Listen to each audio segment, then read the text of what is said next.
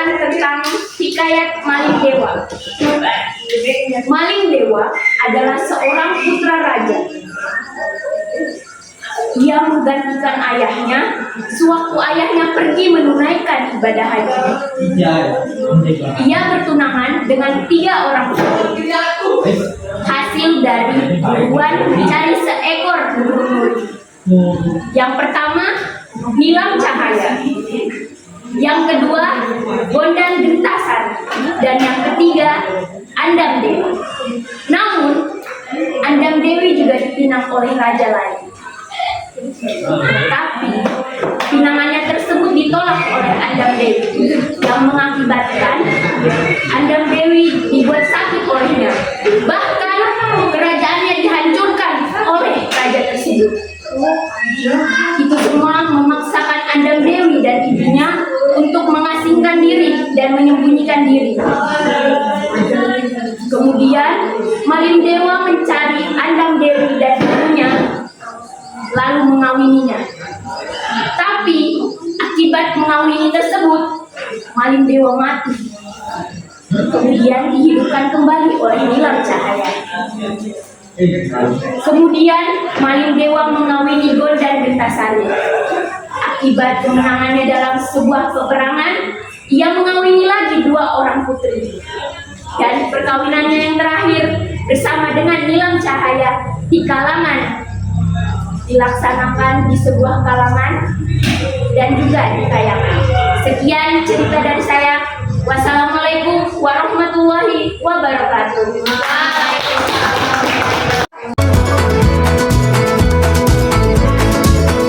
Assalamualaikum warahmatullahi wabarakatuh. Waalaikumsalam warahmatullahi wabarakatuh. Saya akan menceritakan hikayat yang berjudul Aku Ayah. Jadi ini ceritanya tentang gadis Juani yang cantik cerita. Ceritanya kembang desa. Nah, jadi rebutan para bujang-bujang di kampungnya. Biasalah kalau orang cantik ya. Wajar. Tapi pada suatu hari ayahnya si gadis Juani ini terpaksa menikahkan gadis Juani dengan bujang Juandan karena ayahnya ini terlilit oleh keluarga bujang Juandan. Si bujang Juandan ini memang kaya raya di kampungnya itu, dia harus kaya gitu kan. Nah, tapi yang buat gadis Juani sedih ini bukan itu, tapi karena si bujang Juandan ini tuh juga ganteng, gak tampan lah, hanya berupa lah. Karena bujang Juandan ini punya penyakit kulit di ujung tubuhnya. Nah, makanya bujang Juandan ini sering juga dikenal sebagai bujang kerak. Tibalah malam pernikahannya. Nah, si gadis Juani ini udah bisa membendung kesedihannya lagi karena arak-arakan rombongan bujang Juandan ini datang. Akhirnya dia mempunyai keputusan, diambil keputusan sambil berbulan air mata, sambil nangis gitu.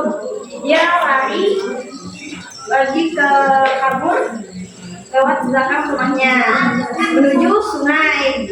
Nah, akhirnya dia memutuskan untuk mengakhiri hidupnya di sungai itu dan menjadi arwah penunggu yang dikenal dengan Andu Ade. Sekian dari saya. Terima kasih. Wassalamualaikum warahmatullahi wabarakatuh. Waalaikumsalam warahmatullahi wabarakatuh.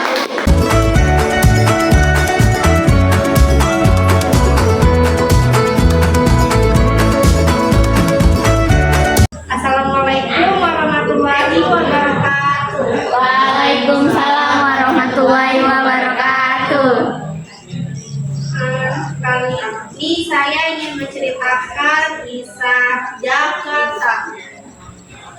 Jakarta adalah seorang pemuda yang gagah dan memiliki kesaktian. Suatu hari, ia sering sekali bolak-balik masuk ke hutan untuk mencari hewan-hewan dalam gunungan. Di telaga, ia nggak sengaja melihat seorang bidadari yang melihat 7 bidadari yang sedang mandi. Nah, dia iseng nih, dia mengambil salah satu selendang seorang bidadari dan dia menyembunyikan selendang itu. Ketika bidadari ini sudah selesai mandi dan bercandaan ingin kembali ke kayangan, salah seorang bidadari ini tidak dapat kembali ke kayangan karena selendangnya hilang. Jadi bidadari ini ditinggal oleh teman-temannya ke kayangan. Ketika sudah beranjak senja, si Jakataru ini berpura-pura menghampiri bidadari tersebut dan bertanya, kenapa kamu sendirian di sini? Dia bilang, selendang saya hilang. Lalu Jakataru membawa bidadari tersebut pulang ke rumahnya. Hingga sampai di rumah, kita cerita, dia menikah dengan bidadari seperti ini. Lalu ada perjanjian antara bidadari dengan Jakataru ini. Kalau dia menikah dengan bidadari ini, dia tidak boleh membuka penutup panci nasi yang bidadari ini masak. Lalu mereka menikahlah karena sudah setuju dengan perjanjian ini. Suatu hari bidadari tersebut memasak nasi, lalu meminta Jakataru untuk menjaga penanak nasi tersebut. Jakataru heran, kenapa dia tidak boleh membukanya. Lalu tanpa sepengetahuan bidadari tersebut, dia membuka penanak nasi tersebut. Alangkah terkejutnya, ternyata yang dimasak hanya sebutir beras saja. Lalu bidadari tersebut mengetahui suaminya telah membuka penanak nasi tersebut. Terus hilanglah kekuatan kesaktian dari bidadari ini. Jadi dia seperti wanita pada umumnya yang memasak nasi dengan banyak, biasanya kan cuma satu aja dia masak. Kalau ini dia seperti biasa banyak juga. Lalu pas dia pergi ke lumbung untuk mengambil padi untuk memasak, dia melihat selendangnya yang hilang waktu itu. Setelah dia mengetahui itu, dia marah dan akhirnya ingin bertekad pergi dari bumi dan meninggalkan suami dan anaknya. Jakataru memohon kepada istrinya ini untuk tidak pergi, tapi tekad Nawangwulan sudah bulat. Dia tetap ingin pergi. Jadi setiap ada waktu dia turun ke bumi untuk menyusui bayinya yang bernama Nawangsi. Oke, sekian, terima kasih. Wassalamualaikum warahmatullahi wabarakatuh. Waalaikumsalam warahmatullahi wabarakatuh.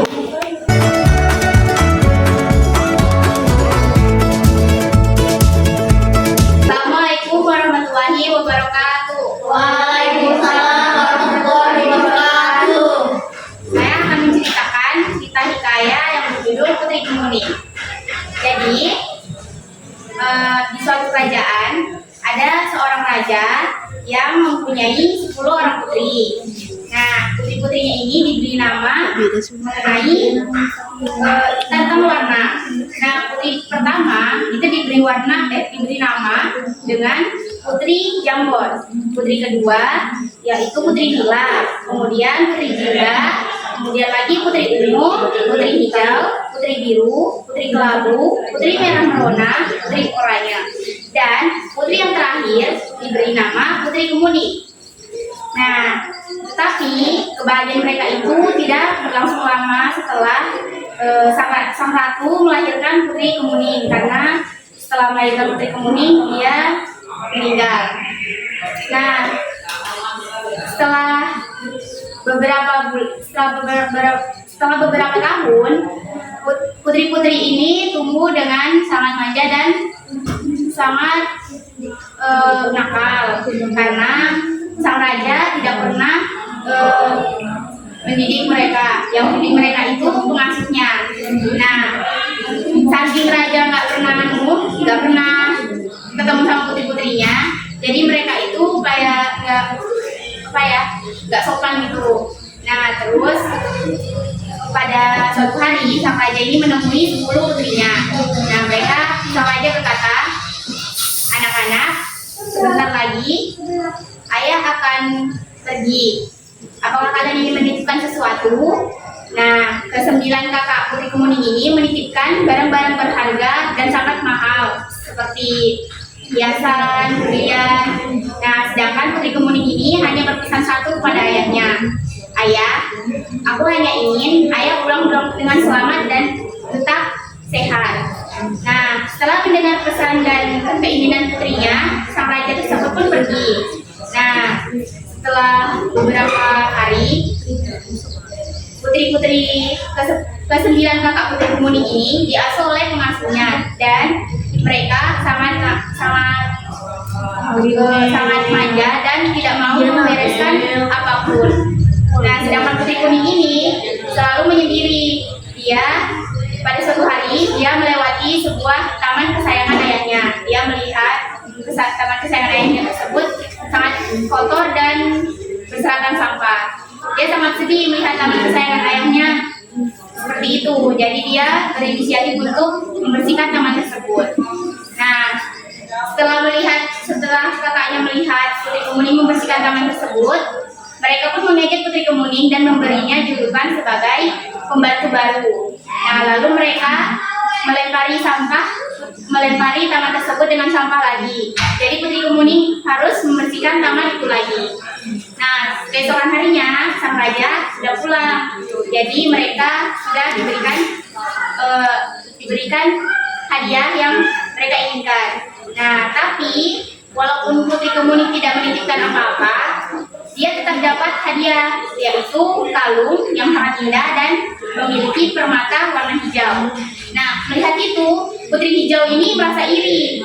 Nah, jadi dia memiliki ide untuk menghasut kakak-kakaknya dan mengatakan bahwa putri kuning ini mencuri kalung hijau itu dari saku ayahnya.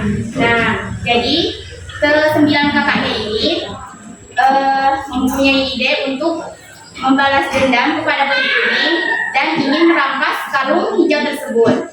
Nah, saat mereka merampas kalung hijau tersebut dari putri kuning, salah satu dari mereka tidak sengaja memukul kepala putri kuning yang menyebabkan putri kuning pun meninggal. Setelah itu mereka mengumpulkan putri kuning diam-diam di taman kesayangan ayahnya. Nah, setelah beberapa bulan, ayahnya itu mencari-cari putri kuning. Nah, setelah itu dia duduk di taman kesayangannya tersebut dan melihat ada bunga warna kuning tumbuh di sebuah gundukan tanah. Nah, kemudian dia mendekati bunga tersebut. Nah, yang ternyata bunga tersebut tumbuh di pusar putri kuning. Nah, bunga tersebut berwarna kuning dan sangat mengeluarkan bau yang sangat harum. Jadi raja tersebut memberi nama bunga tersebut sebagai bunga kemuning. Sekian dari cerita hikayat saya. Assalamualaikum warahmatullahi wabarakatuh.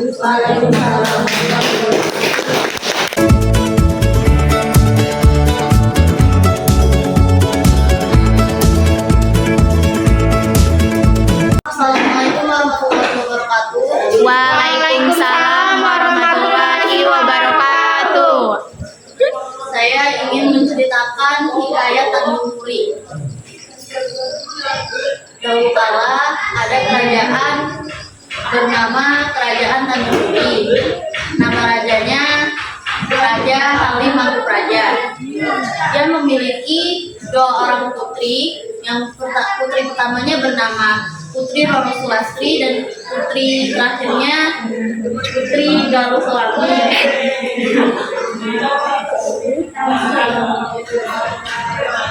Kedua putri tersebut memiliki watak yang berbeda. Putri Roro Sulastri memiliki watak yang keras, angkuh dan sombong. Putri Galswangi memiliki watak yang baik, lemah lembut, dan rendah hati.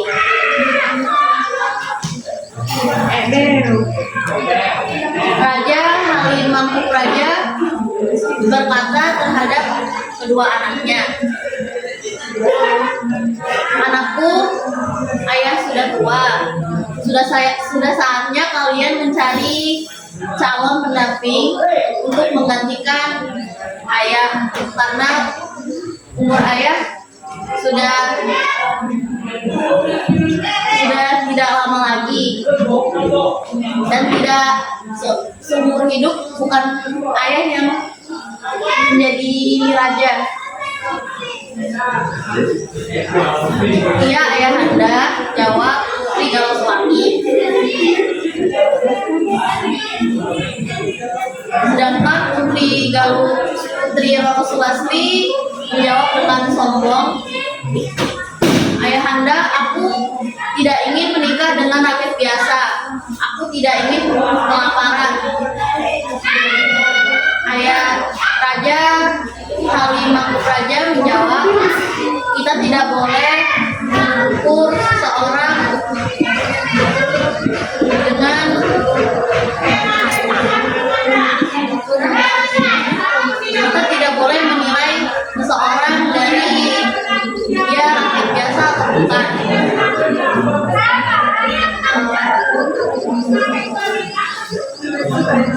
Berkat abdi kerajaan, nama kedua putri tersebut tersebar di mana-mana. Setelah beberapa bulan, Raja Halim Mangkupraja jatuh sakit.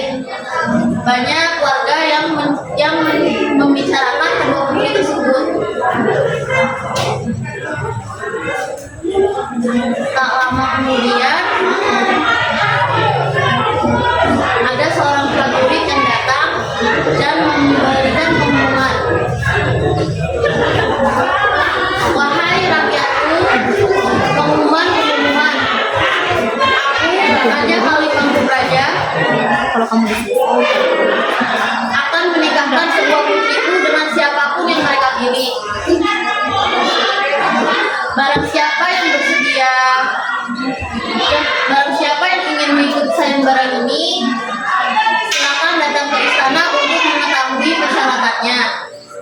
Tertanda Raja Halim Mangkupraja."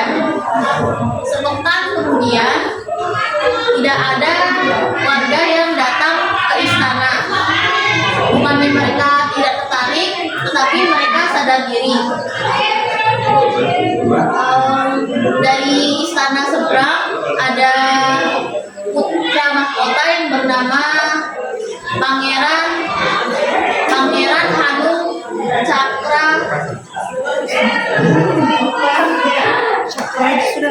Pangeran Hanung. Dia ingin berniat pergi ke istana Tanjung Puri untuk meminang Putri Galswangi. Di kota Hawaii ada seorang pemuda juga yang ingin ke istana Tanjung Puri.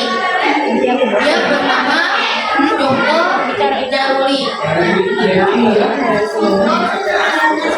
Hampir bersamaan mereka sampai di istana Tanjung Puri. Pangeran Hanung berkata, "Putri Galswangi, aku ingin menjadi pendamping hidupmu."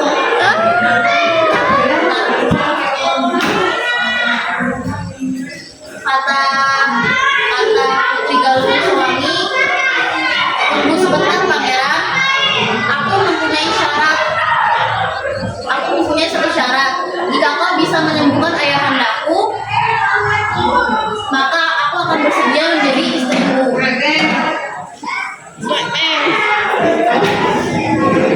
Kemudian Pangeran Hanung membacakan mantra kepada Raja Halim Mangkupraja.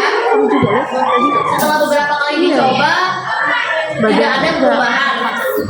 Lalu raja lalu Pangeran Hanung mundur ke belakang dan setelah itu Joko Jaruli dipanggil.